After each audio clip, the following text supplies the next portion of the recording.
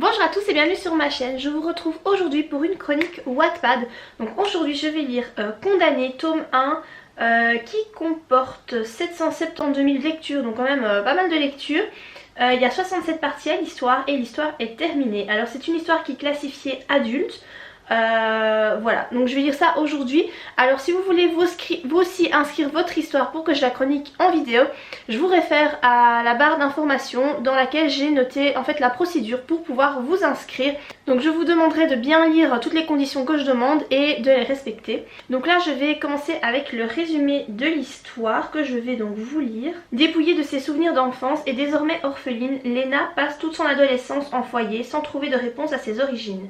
Elle y rencontre Michael qui devient rapidement le pilier de son existence. Sans cet ami, elle n'est rien et avec lui la vie n'est pas si sombre. Mais tout bascule lorsqu'un inconnu, un Adonis à la peau aussi stupéfiante que surréaliste, à la beauté aussi stupéfiante que surréaliste, vient réveiller la malédiction endormie dans ses veines. Terrassée par la douleur, elle se réveille dans un manoir étrange et glacial au beau milieu d'une île faite de roches et de forêts ténébreuses. Un domaine peuplé d'êtres mythiques, invraisemblables et monstrueux qui l'emprisonnent jusqu'à ce qu'elle réponde à un simple choix, celui de devenir un vampire ou un lycan. Une décision qu'elle refuse de prendre, même alors que seule la mort en est l'issue.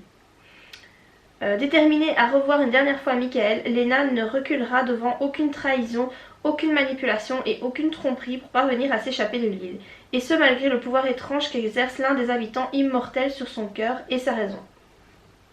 Alors ce résumé est vraiment pas mal du tout, il est hyper complet, il est bien long. Moi c'est le genre de résumé que j'aime beaucoup en fait. Moi j'aime bien les résumés qui sont assez voilà, étoffés. Ici tu en dis vraiment juste ce qu'il faut je trouve pour avoir donné envie en tout cas de se plonger dans la lecture. Pour moi ton résumé est quasiment parfait, j'ai vraiment pas de commentaires à dire.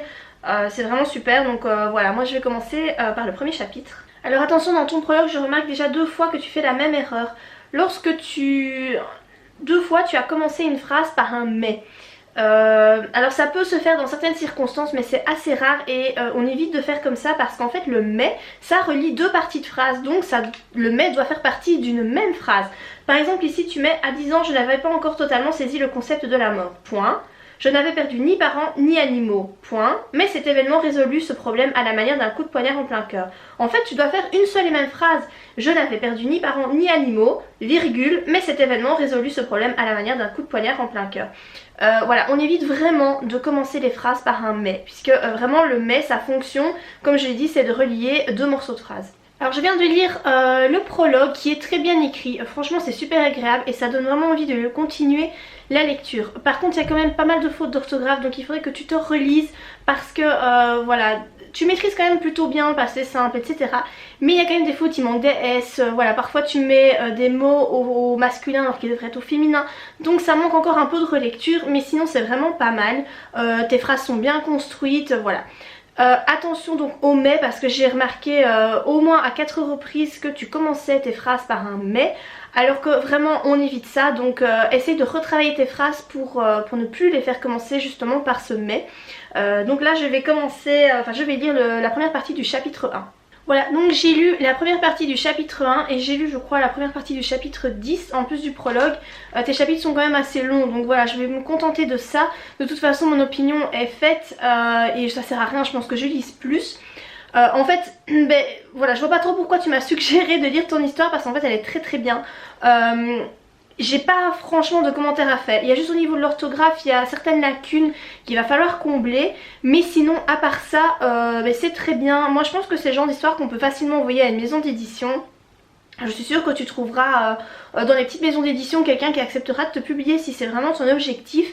Je trouve que voilà, que c'est pas mal. Après comme je t'ai dit, j'ai pas lu, je ne juge pas le fond de l'histoire puisque je n'ai pas beaucoup lu, voilà, pas suffisamment en tout cas pour pouvoir dire voilà l'histoire se tient ou pas, mais par rapport au style d'écriture en tout cas c'est très bien, c'est très bon, c'est voilà un livre comme on pourrait en lire tous les jours, donc des livres publiés.